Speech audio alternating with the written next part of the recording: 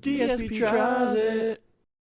What's up, everyone? It is DSP, and welcome to another edition of DSP Tries It.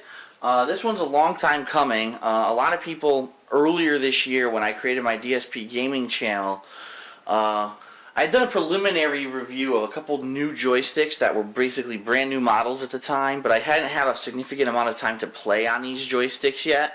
And so I wanted to basically go and go to a couple tournaments and give them a fair shake and try them out and then come back and give you some feedback. Well, unfortunately I got busy and really didn't have a chance to do that, so now I'm taking the opportunity to do that. The first stick we're going to talk about is the Hori Arcade Fight Stick Tournament Edition S. This is the stick that was released earlier this year to coincide with the release of Super Street Fighter 2. I'm sorry, Super Street Fighter 2, Super Street Fighter 4. As you can see right there on the front, that's exactly what the art says. Two different models of this stick. Well, first of all, you can get it for either Xbox 360 or PlayStation 3, your choice. And depending on what you get, you'll get different, different setting up here. Obviously, if it's a PlayStation 3 stick, it doesn't have the Xbox Live logo there or anything like that. And the button coloration is different as well, depending on which stick you get. Now, you can also get two different art styles. There's this one right here, which is the Ryu and Ken dual art style with a white top. There's also one with a black top with just Ryu. I personally think they're both pretty cool, but I think the black one's a little bit neater. I just happened to be that this is the one that I had on top of my stack of sticks, so I wanted to show it to you. Now, this joystick uses all Sanwa parts. Now, I've gotten the question 100 times, Phil, what's the difference between Sanwa and Famitsu? What does that even mean? And what's the best one? Okay? Basically in Japan, there's two major companies who are in competition in regards to creating parts for Japanese arcade sticks and arcade cabinets. One company is called Sanwa and one company is called Famitsu. Sanwa, at least for the most part, when it comes to home joysticks like this one, seems to be the market leader. Famitsu, from what I'm to understand, actually is making some headway in the Japanese arcade market, meaning if you were to go to Japan and go to one of their arcades, chances are, more often than not, you'd be playing on Famitsu controls. So, what we're going to do today is we're going to review this Sanwa stick. I'm going to tell you its features. I'm going to tell you what the advantages of having Sanwa parts, and then later I will also make a review of a Famitsu stick that I have, and I'll explain those parts as well. But anyway, this stick, right off the bat, I think it's really neat because unlike the previous stick from last year, unlike some other sticks that have been made by Hori in the past, basically this top it's a shiny top because it has this nice artwork on it. You're not going to get nasty looking fingerprints or anything on this stick. It's always going to look pretty sweet, even if it isn't the cleanest. And that's a plus because I remember the original Hori joysticks for the PlayStation 2, this was really when the Japanese style joysticks became mainstream in the United States. They had this metallic top, silverish, and the thing got dirty all the time. It just looked disgusting. And you always had to constantly be cleaning it and wiping it. It was almost like a mirror finish, and that was a pain in the ass. So having a top like this is definitely an advantage. Now, the joysticks, Sanwa joysticks themselves, okay, are probably, if I were to describe between a Sanwa and a Famitsu, I would say Sanwa is the tighter of the two. And what I mean is, it seems like there's a less of a distance between neutral position, which is what a joystick is when no one's touching it, and moving it all the way in one extreme of a direction. It seems like there's less of a movement needed to hit that extreme, okay? And that means that when you're doing moves, it's going to be probably slightly quicker to do a Dragon Punch or a Fireball than it's going to be on a Famitsu stick. There's pros and cons to that. The pros is that if you really need to get something out super fast, you can probably get it out a lot easier. The con is that if you need to do a move where you need to kind of revert to neutral first, it could be a little bit more difficult. Because let's say you're holding forward, now you need to do a Dragon Punch. Well, to do a Dragon Punch, it's forward, neutral, down, down, forward, plus punch. A Famitsu stick, it actually snaps to neutral a little bit easier because of just the way it is. It's a looser stick. This is a tighter stick of the two, so it's a little bit harder to go like that in one motion. With the Famitsu, it's a little bit easier. So there's pros and cons, like I said, and it all depends on your own personal gaming style. It depends on what stick you spend more time with.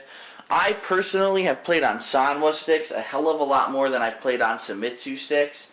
And therefore, I find that there's certain things I could do on Sanwa easier than I could do on Famitsu. For example, and I know this is going to sound weird, I could probably do 360s. And when I mean that, I mean command throws like Zangief's spinning pile driver. I can do a lot easier on a Sanwa stick than I can do on a Famitsu stick. And the reason for that is because I think it's a shorter distance to the extreme. So I can just go like that very quickly to get that 360 motion and get the throw. However, I find it a lot harder to do moves on the fly, on reaction, on a Sanwa stick. I think it's a little bit easier on a Famitsu because if it's a move where you need to revert back to the neutral state, the Famitsu can do that a little bit faster because it's a looser type stick. I know if you've played on these sticks before, you probably understand what I'm saying. If you haven't, unfortunately, it's really hard to articulate in words. It's really more of a feel to the stick. Basically, this stick feels like there's a little bit more resistance as you move it around, but the trade-off is that it's less of a distance to travel to get to your extreme. The Famitsu stick feels like there's almost no resistance. It almost feels like the stick is floating in air, but at the same time, it seems like there's more of a distance to hit the extreme. And I'll show you that when I review a Famitsu stick. But anyway, there's pros and cons to both sticks. I really don't think that there's a definitive choice by anyone in the competitive gaming community. Most Americans are using Sanwa parts, but I only think that's because, like I said, when the Hori sticks for the PS2 came over to the United States, they came with Sanwa parts. So I think Hori really kind of pushed that back in the day. Now today, Hori actually offers sticks with both. So now you can take your pick, and it's like, well, it's your personal preference. Now, what also I want to talk about are the Sanwa buttons. Sanwa buttons, in my opinion, are the best buttons. And the only reason I say that is because, as you can see here with these buttons, I'll zoom in a little bit for you. These buttons are very easy to press. They're very, very, very low, okay? American buttons are chunky buttons, okay? American buttons are probably 2 to 3 times as tall as these buttons, so it takes longer to push them in and get a response. These buttons are very low to the stick, very contoured to the stick, and so all you need to do is tap it, and immediately you're going to get a response when you press that button. And it's also the click style, where you hear a nice, firm click on your button when you push it. If you push it and you don't feel that click, or it feels mushy, you can tell when your button's broken or needs a cleaning. And so, just a little pro tip for anyone: to clean one of these is really, really, really easy. You just take some Windex, you spray it on top, you take a paper towel, you wipe it into the button. It's okay to let a little bit of Windex soak into a button like this, because it'll actually get all the grime and the nastiness out from in between the grooves of the button. Just don't soak the thing. Just get a little bit of Windex in there, rub it down, and you'll actually fix a button that otherwise you might have thought was broken. But anyway, from my personal tournament experience, I think that these buttons are excellent. I think that you get the quickest reaction from these buttons, and once you get used to them, if you play with these Japanese-style Sanwa buttons over American buttons, you can actually do better things. And I stand by that statement. I think that because they're more reactive, because they're easier to get a response out of, you can do better combos. It's easier to do links. It's a better button overall than American buttons, American styles. So, in my opinion, I think Sanwa's the best. Other people might argue that Famitsu is the best, which is more of a plunger style, and we'll talk about that when I review a Famitsu stick. But overall, what do I think of this stick? Well, from what I'm to understand, I actually went to the store the other day.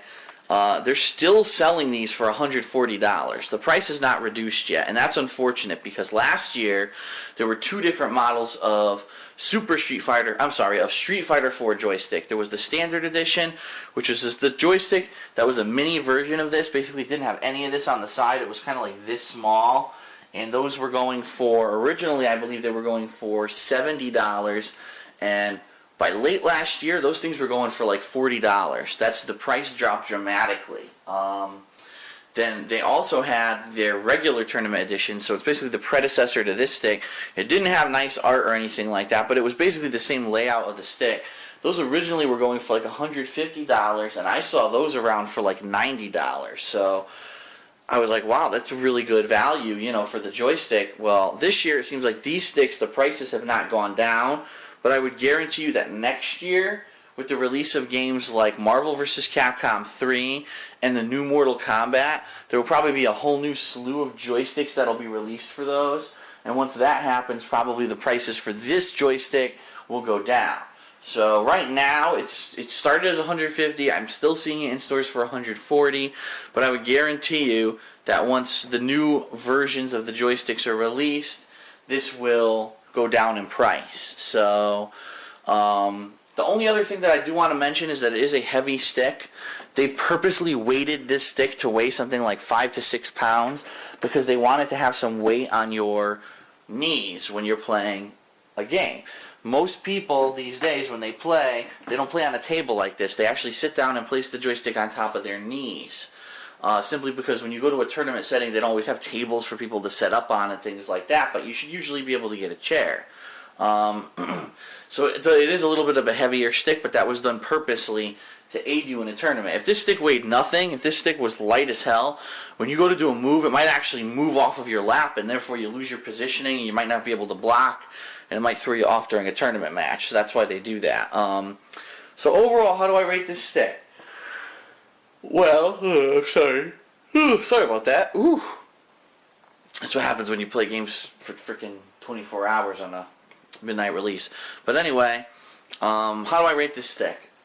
I would say for the total package, I'm not rating the parts individually, but as a total package, considering it has an official Sanwa joystick, official Sanwa buttons, a pretty neat top with artwork like that. And by the way, just so everyone knows, because some people asked when I first showed this, the start and select buttons are on top, and they do that on purpose because they don't want you to accidentally hit those during a tournament match.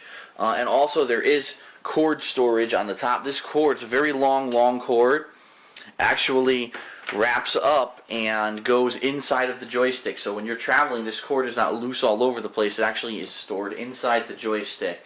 I'm going to give this stick a 4. And the only reason I give it a 4, excuse me, is because I've still seen some problems with these, which I know sounds odd, but I've seen people mashing.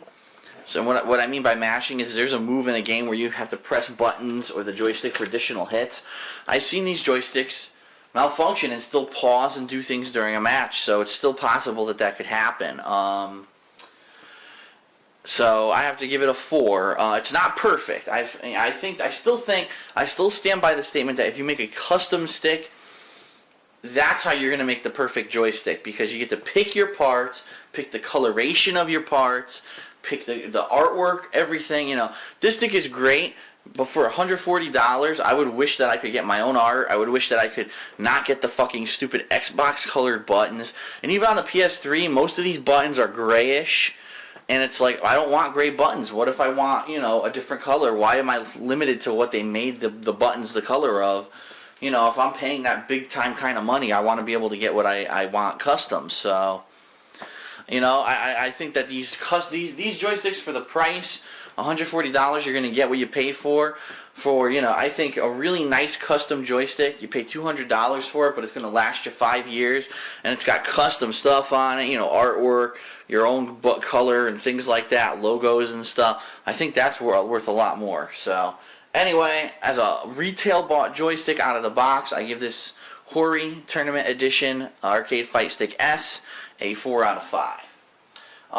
Stay tuned because I will be doing another DSP Tries It with the Famitsu sticks to explain the comparison between the two. So, anyway, this has been another episode of DSP Tries It, and I hope you enjoyed it.